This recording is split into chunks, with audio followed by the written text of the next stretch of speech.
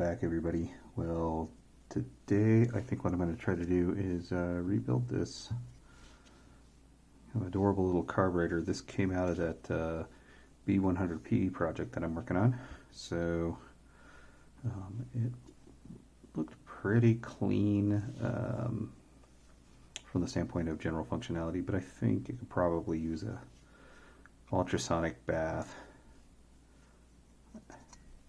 Get all that corrosion and stuff off of there. Anywho, let's take it apart.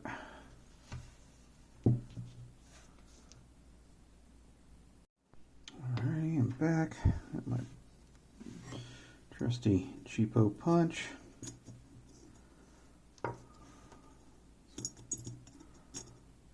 That's so dry.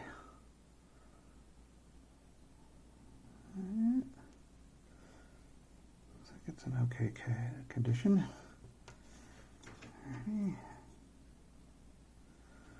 I think they made it like that. Kind of looks like they made it like that, huh? Look at how they set those on there at an angle. Just the craftsmanship for this kind of stuff. I mean, this was probably hand soldered.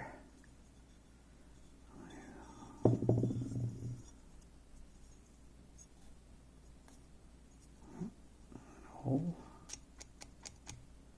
Guess we'll see. Doesn't sound like there's anything in there. Look at this guy. Oh boy. There we go. Look at that little.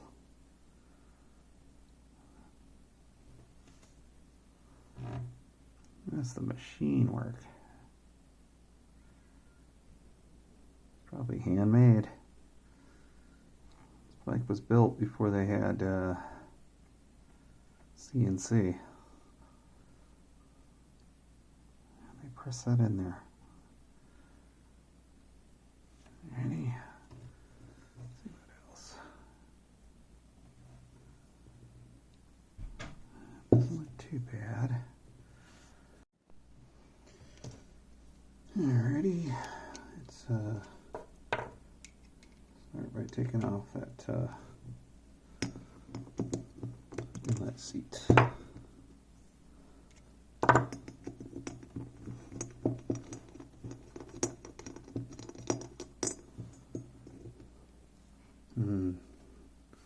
Smells of mank gas.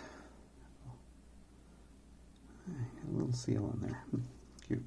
Alrighty. Okay.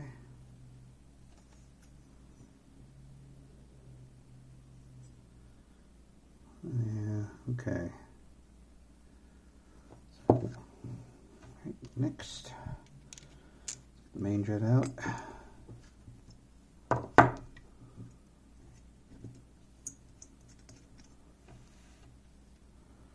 Look at that cute little main jet. What size is that? Number 95.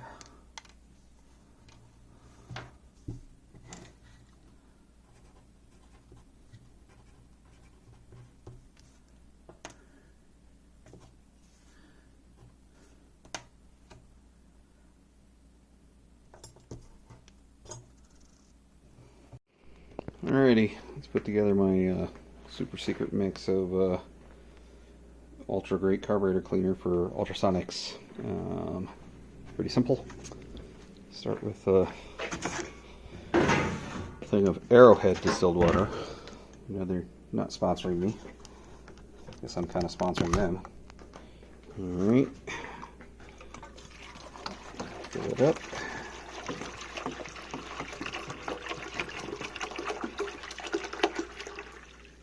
Looks like enough. Okay, next.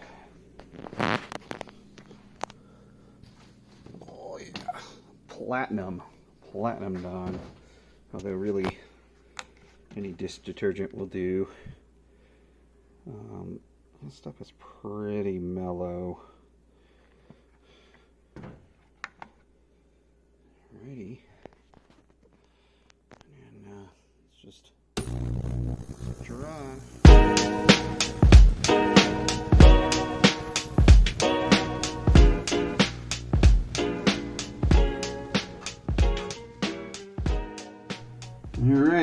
time to turn this pile of parts back into a carburetor. So let's get started, huh? Some of this stuff out of the way.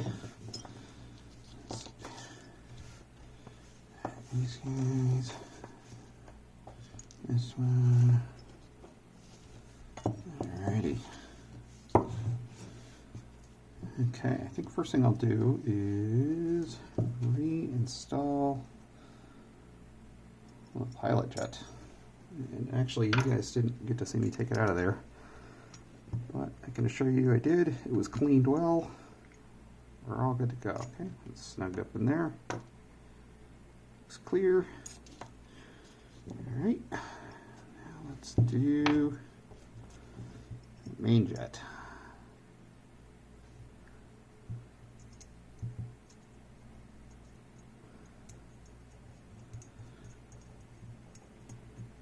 I found if you can,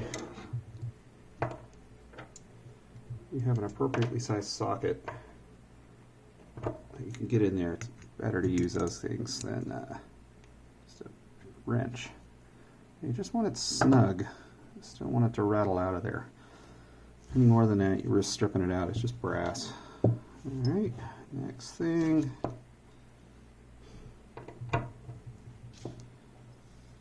Alrighty, let's install a valve seat.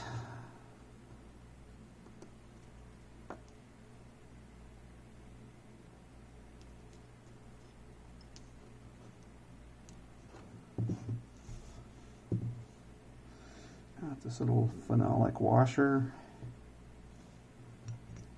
If you want your valve seat leaking, get it started.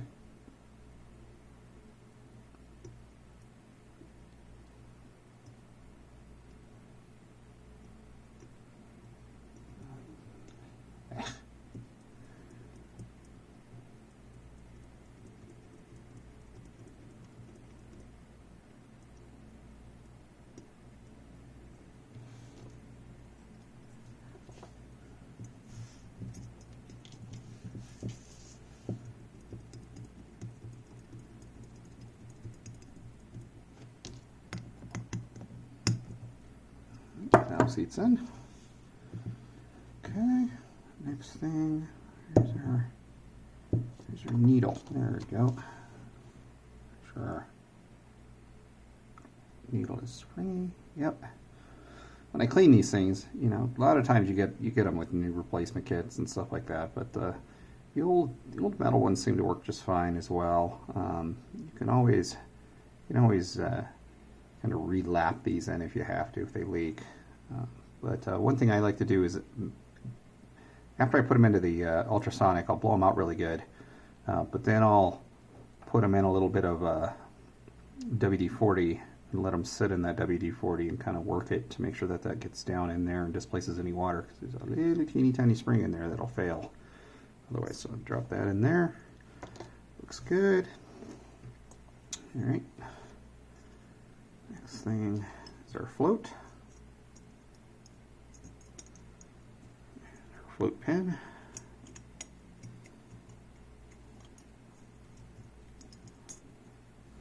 Alrighty. Seems to be good. Alright, I've already checked the height on this float. It is where Suzuki specified it to be, and I think that's it for this side of it. Let's see, is there anything else? Yep, nothing else. Alright. One of the other things too is I noticed on this one, there's a little teeny tiny jet. I don't know if you can see that. It's just way down in that hole there, but there's a little tiny jet down there.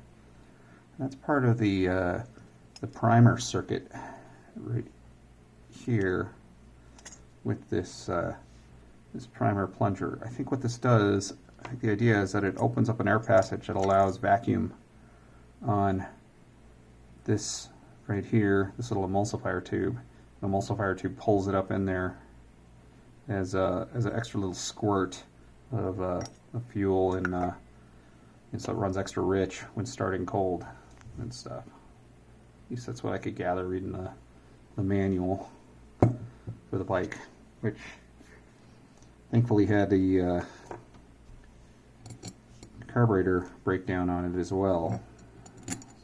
Yeah, let's finish this side of things.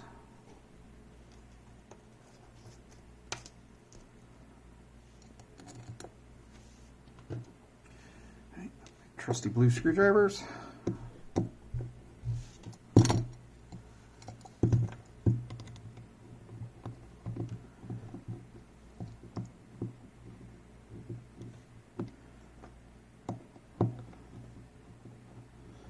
Came out here this morning, my 5-year-old had started playing around with these carburetor parts, and remarkably had parted the carburetor back together without even knowing it. So maybe he'll show interest in rebuilding old bikes someday. I got a old car for him to work on when he gets a little older, but we're not there yet. Not too tight, just tight enough. All right, that's good. Again, with all this stuff, you really don't want it like super tight. You're not trying to hold a building together or anything. You're just trying to make sure that nothing comes apart. All right, next, let's start with this guy. This is the slide assembly. This is the idle rod. It actually pulls the slide up from the top, which is kind of interesting. Of course, you got our needle. Right now it's set to the stock position, which I believe is the second down. I may end up playing with that a little bit because I'm at a high altitude, and this is set for sea level at the moment, so it may be running a little bit richer than it needs to with the altitude. This little clip just kind of drops right into there.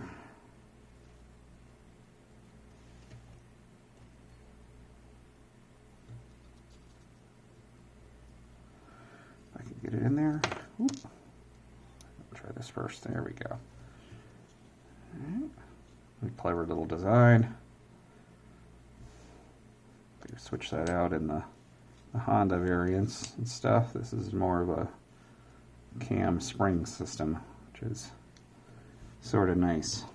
And you got a time lapse of putting one of these together. Alrighty. This will have to come back out again once we're ready to put it on the bike. For the time being, let's just get it all assembled. Alrighty.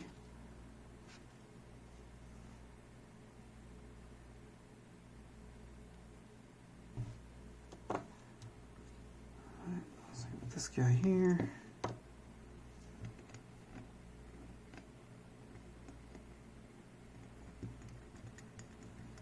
Just leave this one loose.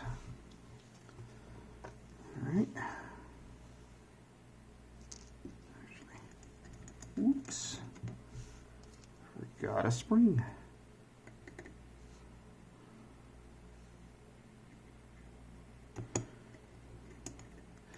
Obviously, this particular idea of having this like bypass instead of an actual choke was maybe not super great, because I don't see it on any modern carburetors.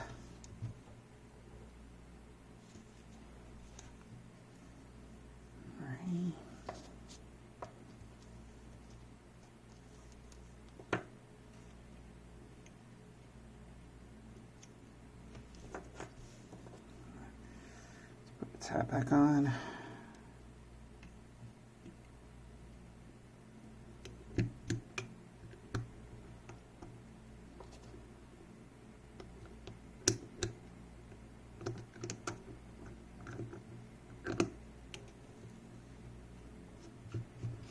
And we'll just leave this loose because this has to come back off again.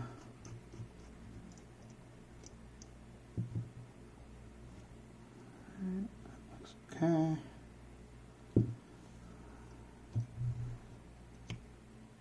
That's our idle control. Kind of goofy the way that's all set up, but it is what it is.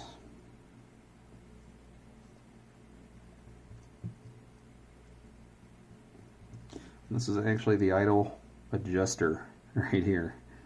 It sits on top, and then the way this works is when the slide comes up, this pin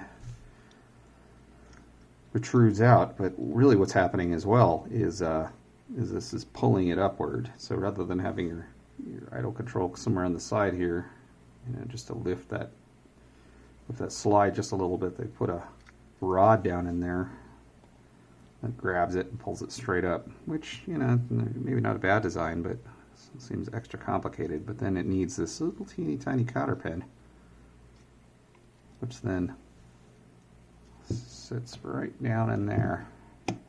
And now we have our idle control. Just give it a little, just enough so it doesn't rock and roll out of there. Let's see. I can see how this could be a little frustrating to deal with, because it's sharp and you get that thing sticking out of there.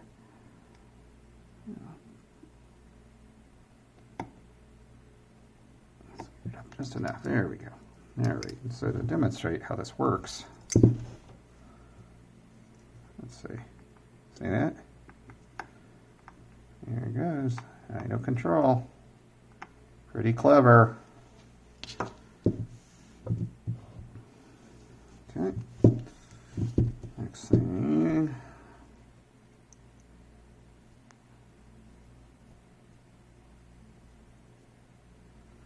Somebody's at this with a pair of pliers, huh? Wrenches, spanners, your friends. Okay. Put that on there. Almost done. Jam that back on this guy. That goes into that, what do they call it? Enrichening circuit, I guess? I don't know. It's not really a choke. It seems like a choke. It's not really a choke. But I don't know. Who knows? Maybe it works a lot better. Alrighty. And then the last thing, the only piece of this that was missing was this spring right here. So what I did was I just pulled the spring out of an old Bic pin that I had. Kind of flared the bottom a little bit. And I know these come with the kits and stuff like that, but in general, everything in this carburetor is in pretty good shape, and I'm trying to keep it as original as possible. So get that guy in there. There's our enriching circuit, which I don't believe is an air bleed circuit. I could be wrong.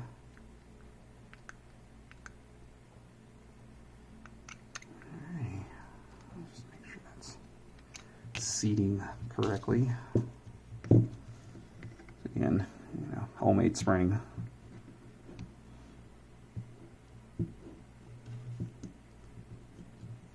Just pull that out real quick.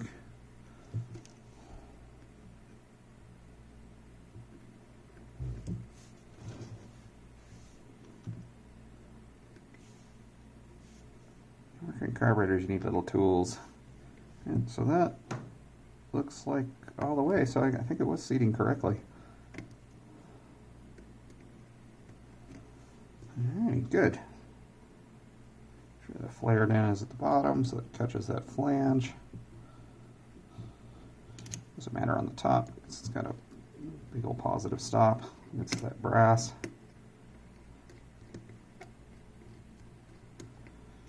Oh, there we go. And then I believe this is, let's see, 1/2, 1, 1.5. I believe that's the stock. I'll double check before I get the bike going, and of course we'll have to tune it and stuff like that. But yeah, there we go. One more project done on this little Bloop B100P.